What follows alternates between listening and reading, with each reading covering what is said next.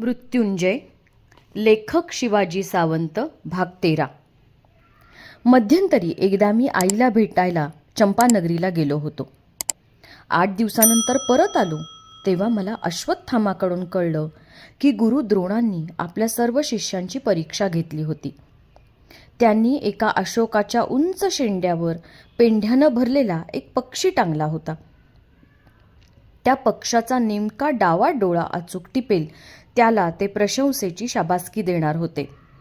त्यांनी सर्व शिष्यांना एकत्र बोलावलं आणि एकेकाला त्या दगडी चौथऱ्यावर बोलावून त्याच्या हातात धनुष्य देऊन वेध घ्यायला सांगितलं. प्रत्येकजण येई, धनुष्य घेई, प्रत्युंच्या ताणी. एवढ्यात गुरुवर्य त्याला विचारत, बाण सोडण्यापूर्वी तुला काय काय दिसतंय? अनेक जण अनेक उत्तरं देत. त्या मूर्ख भीमानं तर सांगितलं, मला पलीकडचे हिरवे डोंगर दिसतात. कुणी म्हणत ढग दिसतात, कुणी म्हणत झाडाची हिरवं पानं दिसतात, कुणी म्हणत तो पक्षी दिसतो. गुरुवर्यांचं त्यानं समाधान होत नसे. ते त्याला धनुष्य खाली ठेवून परत तसंच जायला सांगत. सगळ्यात शेवटी अर्जुन आला. त्याला गुरुवर्यांनी विचारलं, अर्जुना, तुला काय दिसतं? अर्जुन म्हणाला, मला केवळ त्या पक्षाचा डोळाच दिसतो. गुरुवर्य प्रसन्न झाले. त्यांनी त्याच्या पाठीवर थाप मारली आणि सांगितलं, साधू, मग टीप तो डोळा. त्यानं लागलीच बाण सोडला आणि डोळा टिपला. गुरुवर्यांनी परत त्याच्या पाठीवर थाप मारली. ही सगळी घटना आपले टपोरे डोळे वेळोवेळी मोठे करून मला अश्वत्थामानं सांगितली. शेवटी त्यानं मला एकदम विचारलं, कर्णा, तू त्यावेळी असतास तर त्या दिवशी तू काय उत्तर दिलं असतंस बाबांना? मी थोडा वेळ थांबलो. मनानंच मी त्या दगडी चौथऱ्यावर आहे असं समजून वीरासन घातलं. डोळ्यासमोरच्या त्या पक्षाच्या डोळ्यावर दृष्टी अचल ठेवली आणि त्याला म्हणालो, अश्वत्थामा, मी असतो तर म्हणालो असतो मला काहीच दिसत नाही. कारण लक्ष समोर असलं की कर्ण हा कर्णच राहत नाही. त्याच्या सर्वांगाचा बाण होतो. नुसता बाणच नाही, बाणाचं टोक नि लक्षाचा छेदबिंदू. मी म्हणालो असतो, माझ्या टोकदार शरीराला एक तिळा एवढी जागा समोर चिकटली आहे. माझ्या त्या उत्तरानं आनंदित होऊन अश्वत्थामानं मला मिठीच मारली. तो म्हणाला, कर्णा, तू सर्वात श्रेष्ठ धनुर्धर होशील. त्याच्या मिठीतून स्वतःला सोडवून घेत मी मनाशी ठरवत होतो, ज्या राजकुमार अर्जुनाला त्या पक्षाचा डोळा फोडल्याबद्दल गुरुवर्यांनी एवढी शाबासकी दिली होती, तोच लक्षवेध आज मी करीन.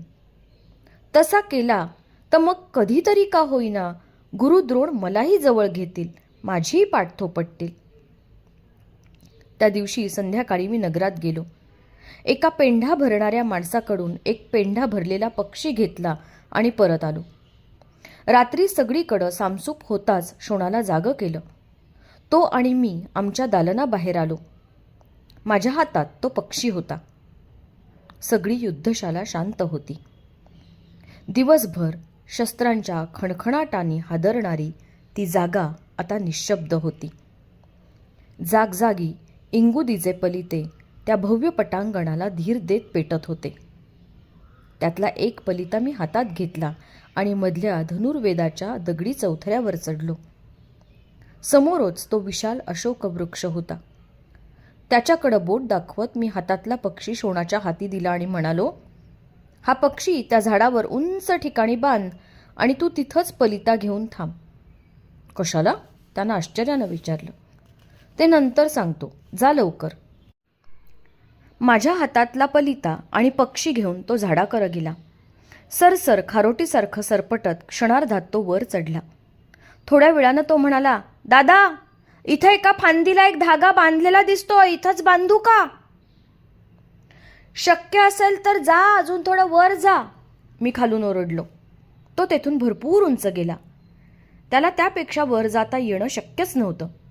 त्यानं हातातील पक्षी एका फांदीला बांधला. तो दुसऱ्या फांदीवर बसला. मी त्याला ओरडून सांगितलं, मला तो पक्षी दिसेल असा हातात पलिता धर, जरा सुद्धा हलवू नकोस. त्यानं हातातला पलिता घट्ट धरला. मी धनुष्य उचललं आणि वीरासन घातलं. त्या चौथऱ्यावर उभं राहून मी सूर्यदेवांचं शिष्यत्व पत्करलं होतं. माझं मन मला सांगू लागलं, लक्षात ठेव, राजकुमार अर्जुनानं लक्षाचा दिसणारा एकच डोळा फोडला होता, तुला दोन्ही डोळे फोडायचे, दिसणारा आणि न दिसणाराही. कसा? पहिला बाण लागताच तो पक्षी गिरकी घेईल, त्याची उलटी बाजू वरती येईल, तेवढ्यात दुसरा बाण त्याच्या दुसऱ्या डोळ्यात घुसला पाहिजे. हे दोन्ही बाळ एकाच वेळी सोडायचे आहेत आणि तेही पलित्याच्या या धुसर प्रकाशात. मी झाडाकडं पाहिलं. पलित्याच्या फरफरणाऱ्या ज्योतीवरून वाऱ्याचा कानोसा घेतला. शेजारच्या भात्यातले 2 सूची बाण सरकन खेचून हातात घेतले. धनुष्य पेललं आणि ते दोन्ही बाण त्यावर चढवले. प्रत्यंचा खेचली. आता मी उरलो नव्हतो. माझं शरीर, मन, दृष्टी, श्वास, बाणांचे 2 अग्र आणि पक्षाचे दोन्ही डोळे एक झाले. खेचलेल्या प्रत्यंचेवरची दोन्ही बोटं स्थिर झाली. 2 बोटांवर 2 वेगवेगळे प्रभाव होते. त्यातला एक बाण थोडासा पुढं जायला हवा होता आणि लगेच दुसरा त्याच्या मागोमाग. एक क्षणाची स्थिरता झाली आणि दोन्ही बाण सू करत धनुष्यातून सुटले. एक तडाखा बसला आणि तो पक्षी उलटा फिरला. इतक्या दुसऱ्या बाणाचा आणखी एक तडाखा त्याला बसला आणि शोणानं गडबडीत कसा तरी बांधलेला तो पक्षी दोर तुटल्यामुळं धाडकन खाली कोसळला. हातातलं धनुष्य फेकून चौथऱ्याच्या 4 पायदंड्या एकदम उतरत मी धावतच त्या झाडाखाली गेलो. पक्षी हातात घेऊन कडेच्या पलित्याजवळ नेऊन पाहिला. त्याच्या दोन्ही डोळ्यांच्या बाहुल्यात 2 बाण घुसले होते. माझे डोळे यशाच्या आनंदानं चमकू लागले. शोण झाडावरून खाली उतरला. दूरवर रात्री पहारा देणाऱ्या एका पहारेकऱ्यानं मध्यरात्रीच्या घटकांचे ठोके लोहतपकावर दिले. आम्ही परत येऊन दालनात झोपी गेलो. त्या दिवसापासून लक्षवेधाचा एखादा अवघड हात आम्ही दोघं गुप्तपणं रात्री कोणीच आखाड्यात नसताना करू लागलो. कारण रात्रीच्या निशब्द शांत वेळी मनाची एकाग्रता छान करता येते, कुणाचाच व्यत्यय नसे. वर्षामागून वर्ष अशा सरावात केव्हा निघून गेली ते मला आणि शोणालाही समजलं नाही. मल्लविद्येचे हात शिकल्यामुळं माझं शरीर भक्कम झालं होतं. दंडांच्या स्नायूवर भक्कम मुष्टीप्रहार करून अश्वत्थामा मला म्हणे, कर्णा, हे मांस आहे का लोखंड? असाच एकदा मी अश्वत्थाम्याबरोबर राजवाड्यावर गेलो होतो. राजवाड्यासमोरच्या तलावाच्या कठड्यावर दुर्योधनाचे मामा शकुनी हातात एक पांढरा शुभ्र राजहंस घेऊन बसले होते. मला त्या पांढऱ्या पक्षाबद्दल फारच आकर्षण होतं. पाण्यातून आपल्या पायाची वल्ली मारत मानेला किती ऐटदार झटके देत फिरत असतो तो. जणू जलसाम्राज्याचा तो एकटाच सम्राट असतो. आम्ही दोघे शकुनी मामांजवळ गेलो. ते जवळजवळ महाराज धृतराष्ट्रांसारखेच दिसत होते. पण त्यांना एक सवय होती. बोलताना ते नेहमी भुवया उडवत. त्यांच्या बारीक डोळ्यांवरच्या जाड भुवयांकडं त्यांच्याशी बोलणाऱ्याचं वारंवार लक्ष जाई. हातातील राजहंसाला गुंजारत त्यांनी अश्वत्थाम्याला विचारलं, काय अश्वत्थामा, कुठपर्यंत आलेत सगळे राजकुमार युद्धशास्त्रात? अर्जुन धनुष्यात, दुर्योधन गदेत, भीम कुस्तीत, नकुल खड्गात, दुःशासन मुष्टियोद्धात, सहदेव चक्रात आणि युधिष्ठिर युद्धनीतीत अगदी निपुण झालेत. अश्वत्थाम्यानं उत्तर दिलं. मग एकदा सगळ्यांची परीक्षा घ्यायलाच पाहिजे लवकर. हो तर, बाबा त्याच विचारात आहेत, अश्वत्थाम्यानं सांगितलं. एवढ्यात एक सेवक दगडी पात्रातून दूध घेऊन आला. त्यानं ते पात्र तलावाच्या कठड्यावर ठेवलं. शकुनी मामाच्या हातातील राजहंस अश्वत्थाम्याच्या हाती दिला. वाकून त्यांनी तलावातलं ओंझळभर पाणी घेतलं आणि त्या दगडी पात्रात ठेवलं. ही दुधाची काटकसर आहे की काय मामा? अश्वत्थामानं विचारलं. नाही, हा राजहंस आहे. या पात्रात कितीही पाणी घातलं तरी तो ते पिणार नाही. उत्तरीयाला हात पुसत शकुनी मामांनी भुवया उडवत सांगितलं. ते कसं काय? बघच आता प्रत्यक्ष. असं म्हणत मामांनी राजहंसाला हळूच अश्वत्थाम्याच्या हातात न घेतलं आणि त्या दगडी पात्राजवळ ठेवलं.